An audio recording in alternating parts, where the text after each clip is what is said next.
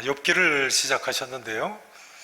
이번 주에는 사탄에 대해서 생각을 해보시자고 말씀을 드렸죠. 설교 준비를 하다 보니까요, 내가 이렇게 복잡한 것을 왜 하겠다고 했는가, 그런 생각이 들었습니다. 아무튼 약속했으니까 해야겠죠. 댁에서 영상으로 함께 예배 드리시는 성도님들께서도 함께 성경을 찾으시면서 보시면 오히려 이해가 더 잘 되실 겁니다. 중요한 내용이시니까 차근차근 집중해서 같이 살펴보시죠. 자, 욥기는 시편, 잠언, 전도서, 아가서와 함께 시가서에 속하죠. 구약 성경을 역사서, 시가서, 선지서 이렇게 세 부분으로 나누는데요, 욥기는 시가서에 속합니다. 시가서, 다시 이야기하자면 그러니까 욥기는 문학작품이라는 이야기입니다. 근데 중요한 것은요, 욥기는 단순한 픽션, 소설 같은 문학작품이 아니라는 점입니다. 우선 첫 번째로 분명히 말씀드릴 수 있는 점은요, 욥기는 단순한 문학작품이 아니라는 점입니다.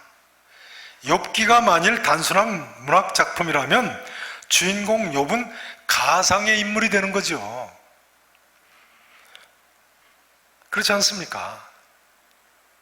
또 오늘 사탄에 대해서 생각해 보실 텐데요, 사탄도 또한 실제하는 존재가 아닌 것이 될 수 있겠죠. 그러나 욥은 실제했던 인물로 보입니다. 왜냐하면요, 오늘 욥기 서론 부분이니까 좀 더 다루도록 하겠습니다. 욥은 실제 인물입니다. 자, 에스겔서 14장 14절 한번 보시죠. 에스겔서 구약성경 1167페이지입니다. 각 가정에서 예배 드리시는 분들 성경 같이 찾아보시죠. 자녀분들하고 같이 찾으십니다. 구약성경 1167페이지 에스겔서 14장 14절.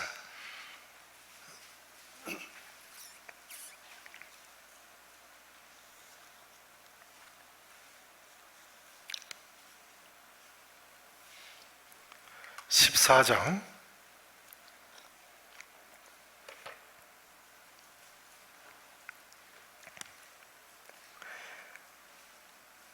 14절 보시면요, 자, 같이 함께 다 찾으시고 읽으셨으면 좋겠습니다. 14장 14절, 자, 함께 읽으십니다. 비록 노아, 다니엘, 욥 이 세 사람이 거기에 있을지라도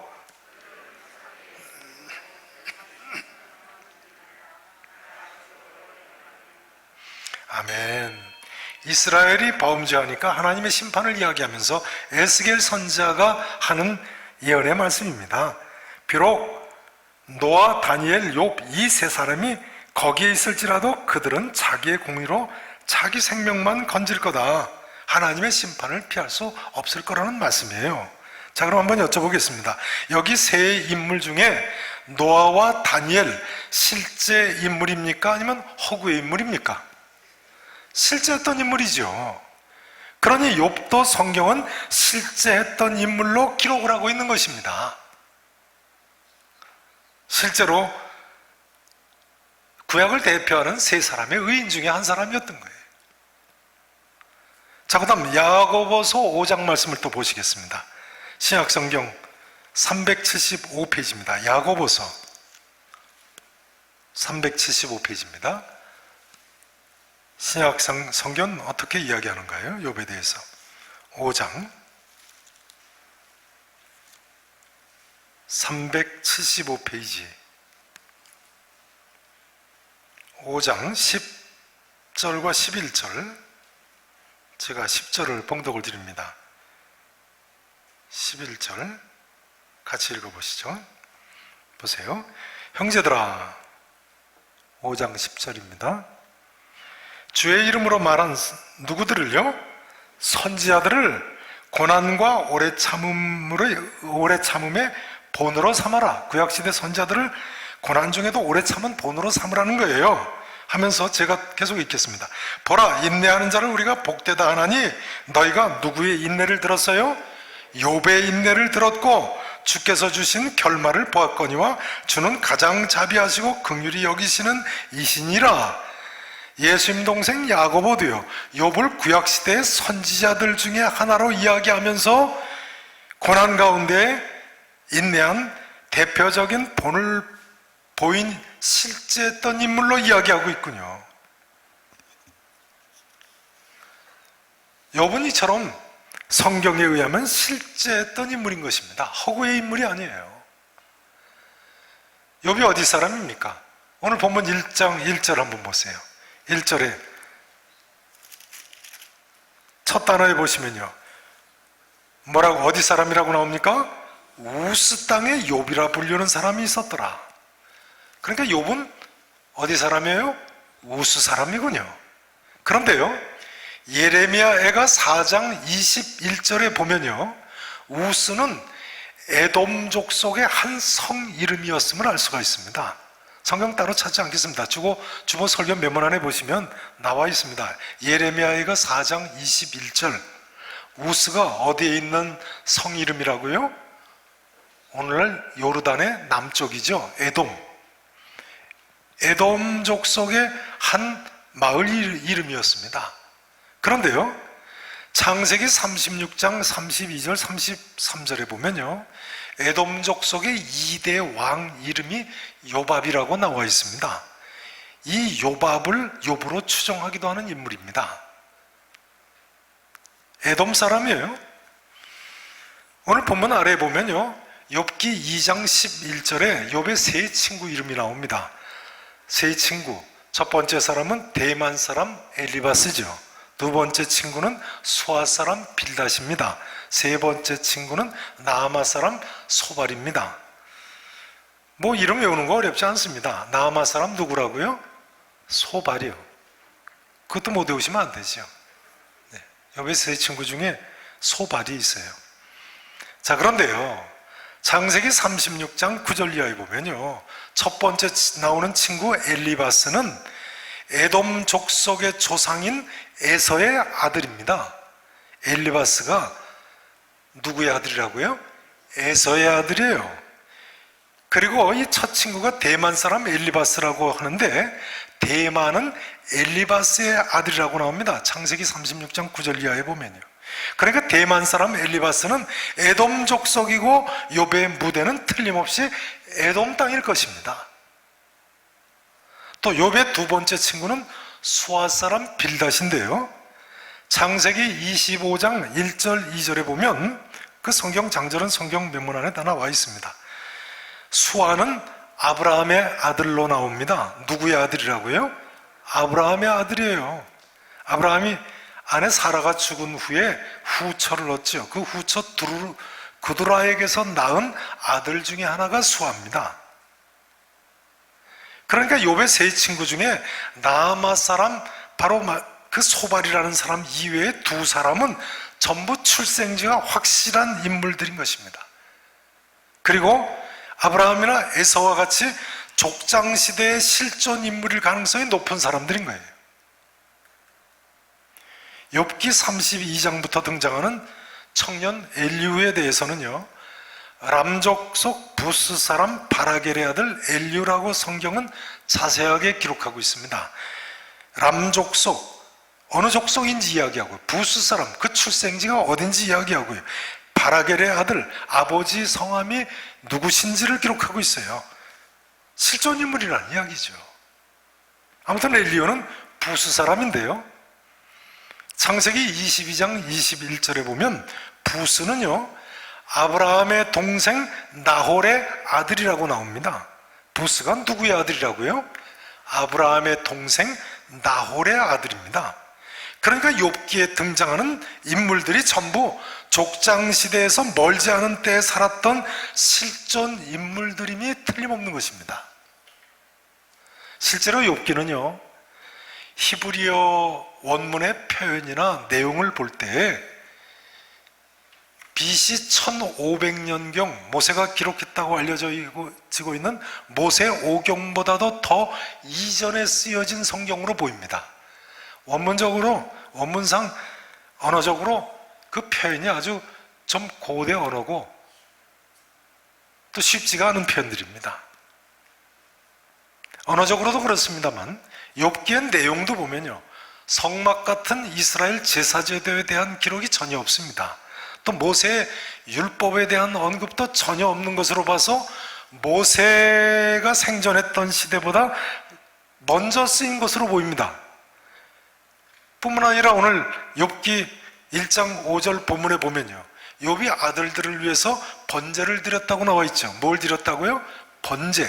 이것은 욥기의 배경이 분명히 족장시대임을 보여주고 있는 겁니다. 아브라함, 이삭, 야곱 같은 족장시대에는요, 레위족속 제사장 지파가 없었을 때니까요, 가장이 가족들을 위해서 제사를 드릴 때였으니까요.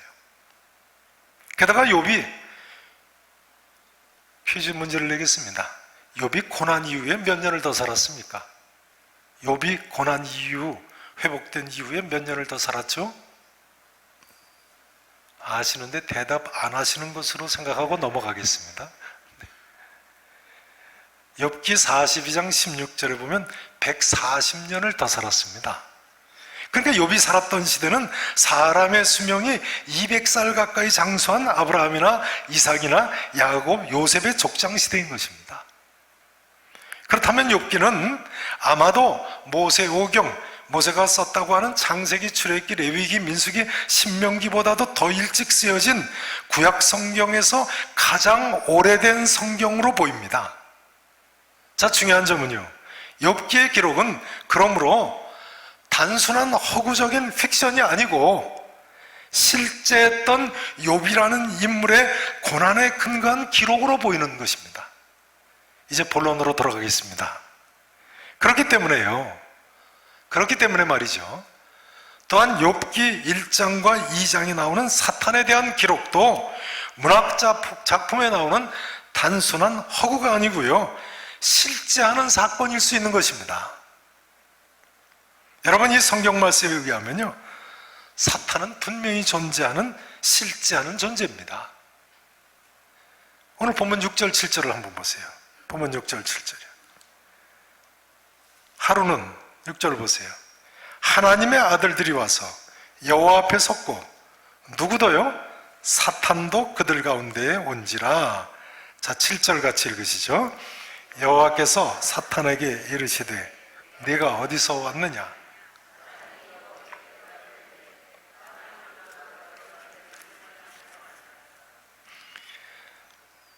다시 한번 보세요.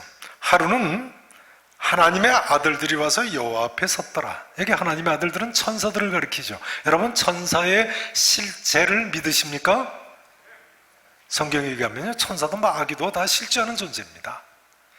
틀림없죠. 우리가 예수님 당시에 사두개인들처럼 부활도 없고 천사도 없고 영적 세계도 없다고 하면 그건 안 되는 거예요. 그건 믿음이 없는 거죠. 사두개인들이 그랬죠.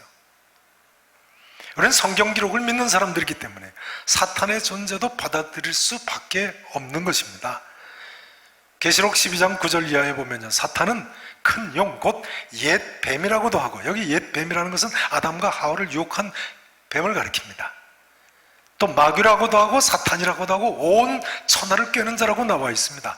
우리 형제들을 하나님 앞에서 밤낮 참소하던 자라고 나와 있습니다.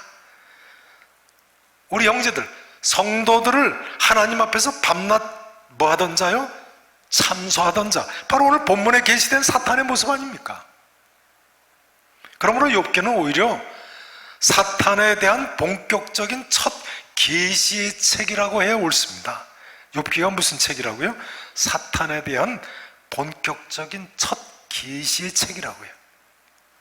사탄은 창세기에서 하와를 유혹해서 선악과를 따먹게 한 이후에요, 어디로 갔는지 오랫동안 모습을 드러내지 않고 있었습니다. 창세기, 출애굽기, 레위기, 민수기. 물론 예수님께서 요한복음 8장 44절에서 사탄이 처음부터 살인한 자라고 말씀하셔서 가인이 동생 아벨을 죽일 때에 사탄의 유혹이 있었음을 계시는 하셨습니다만, 구약 성경은 창세기 사건 이후에 사탄의 모습이 자세히 드러나지 않습니다. 그러다가 처음으로 사탄의 실체가 드러난 기록이 바로 오늘 본문 욥기 1장 2장의 기록인 것입니다. 그러니까 이 욥기의 사탄에 대한 기록은 대단한 하나님의 계시인 것입니다. 구약 성경에는요, 사탄의 모습이 그렇게 잘 드러나 있지 않습니다.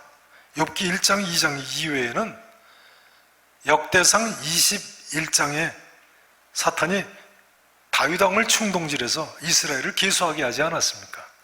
이 부분은 지난 3월 첫째 주일 설교 시간에 다룬 내용이죠. 다윗 때 사흘간에 전염병이 돌지 않았습니까? 다 기억나시죠? 네.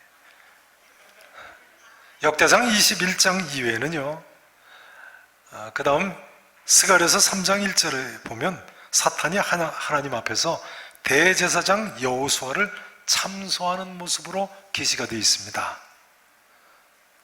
이처럼 구약 성경에는 사탄에 대한 계시가 별로 나와 있지 않은데요, 그러나 사탄은 분명히 구약 성경에 계시되어 있는 대로 처음부터 살인한 자고 온 천하를 꿰는 자고 성도들을 하나님 앞에서 끊임없이 참소하는 자임이 분명합니다. 그런데 여러분, 이처럼 자신을 숨기고 활약하던 사탄을 밝히 드러내신 분이 예수님이시라는 사실을 아십니까? 사탄의 존재를 밝히 드러내신 분 누구시라고요?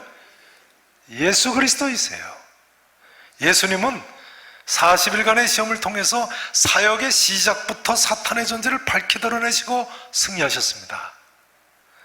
또한 70인의 제자들을 각 동네와 각 지역으로 보내셨을 때요, 제자들이 돌아와서 예수님께 귀신들도 우리에게 항복하다이다 하고 보고를 드리니까 뭐라고 말씀하셨습니까? 사탄이 하늘로부터 번개같이 떨어지는 것을 내가 보았노라고 말씀하셨어요. 사탄이에요. 또한 골로새서 2장 15절에 보면 예수님께서는 통치자들과 권세들을 무력화하여 드러내어 구경거리로 삼으시고 십자가로 그들을 이기셨느니라, 이렇게 기록되어 있습니다. 구판 성경에는 정사와 권세를 벗어버려 밝히 드러내시고 십자가로 승리하셨느니라, 이렇게 번역을 했었는데요, 여기 통치자나 통치자들과 권세 또는 정사와 권세는 모두 사탄을 나타내는 표현입니다. 그래서 사도 바울은 에베소서 6장 12절에서 이렇게 이야기합니다. 우리의 씨름은 혈과 육을 상대하는 것이 아니요 통치자들과 권세들과 이 어둠의 세상 주관자들과 하늘에 있는 악의 영들을 상대함이라, 이렇게 명백하게 말씀하고 계세요. 사도 요한도요, 요한일서 3장 8절에서 그러므로 이렇게 가르칩니다. 마귀는 처음부터 범죄함이라. 하나님의 아들이 나타나는 것은, 누가 나타나는 것은요? 하나님의 아들이 나타나, 예수님께서 이 땅에 오신 것은요, 마귀의 일을 멸하려 하심이라고 했어요. 한번 따라서 하실까요? 하나님의 아들이 나타나신 것은 마귀의 일을 멸하려 하심이라. 믿으십니까? 누구의 일을 멸하려 예수님이 이 땅에 오셨다고요? 마귀 사탄의 일을 멸하려. 그러므로 예수님 동생 야고보는요, 야고보서 4장 7절에서 마귀를 대적하라, 그리하면 너희를 피하리라고 단언을 했습니다. 그러므로 예수님 수제자 사도 베드로는요, 근신하라, 깨어라, 너희 대적 마귀가 우는 사자같이 두루다니며 삼킬 자를 찾나니 너희는 믿음을 굳건하게 하여 그를 대적하라고 했습니다. 그런데 오늘 주인공 욥은 지난주를 보신 대로요, 어떤 경우에도 흔들리지 않는 믿음을 굳건하게 해서 하나님을 찬양하며 승리하는 모습을 우리에게 모본으로 보여주고 있지 않습니까? 이 시간 사랑하시는 성도 여러분, 욥처럼 어떤 경우에도 믿음 흔들리지 마시고요, 온갖 마귀의 괴계를 물리치시고 찬송하며 승리의 삶을 일평생 사실 수 있기를 진심으로 축원하겠습니다. 이제 사탄에 대해서 언급하는 이 시간에 이야기하지 않을 수 없는 점은 사탄의 종말에 관해서입니다.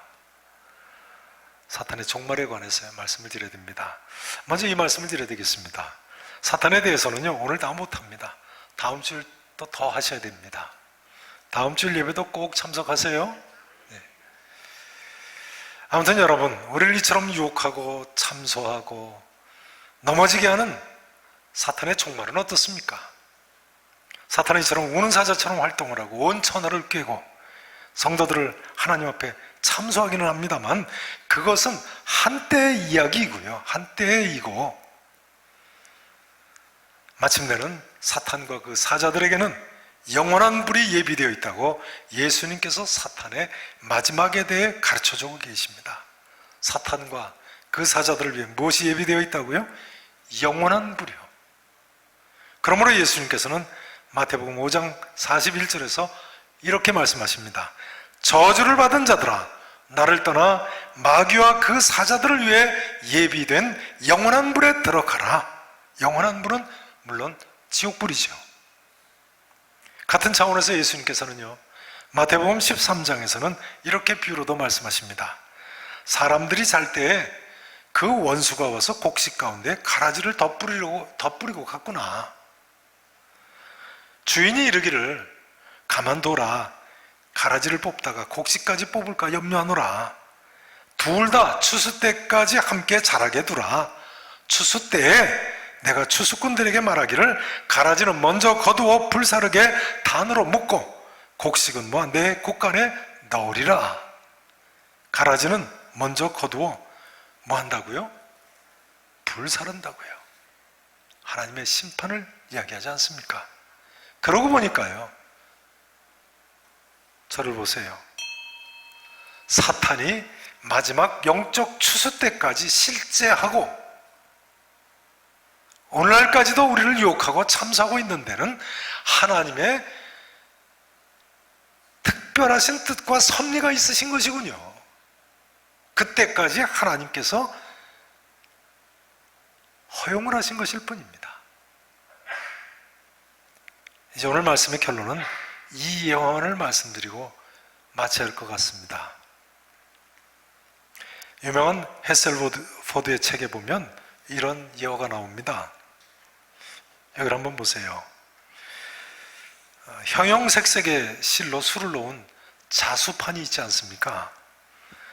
이게 자수판, 이 주보가 자수판이라고 해보죠. 이 자수판의 주보 뒷면처럼 자수판의 뒷면을 보면 여러 가지 색실들이 어지럽게 뒤얽혀 있죠. 그러나 술을 놓은 자수판의 앞면을 보면 모든 색들이 서로 조화를 이루며 아름다운 그림을 나타내고 있다는 거예요. 마찬가지라는 것입니다. 오늘 우리는 마치 술을 놓는, 또 술을 놓아가고 있는 자수판의 뒷면을 보고 있는 것과 같다는 거예요. 여러 가지 실들이 복잡하게 뒤얽혀 있는데, 또 어떤 경우는 몇 개의 검은 실들까지 있는데, 거기에는 수실들이 이루어나가는 아름다운 모습을 우리는 전혀 볼 수 없다는 것입니다. 뒷면만 보는 거니까요. 그러나 언젠가는 우리가 예수님과 함께 있게 될 때 하나님께서 우리의 유익과 하나님 영광을 위하여 모든 것을 합력하여 어떻게 역사하고 계셨음을 알게 될 것이라는 거예요. 심지어 검은색의 실까지도 말이죠. 자수판의 앞면을 볼 완성된 작품을 볼 날이 있을 때가 온다는 거예요. 구원의 완성의 때죠. 틀림없으시죠? 여러분, 사탄이 아무리 실제하는 영적 존재라고 할지라도요,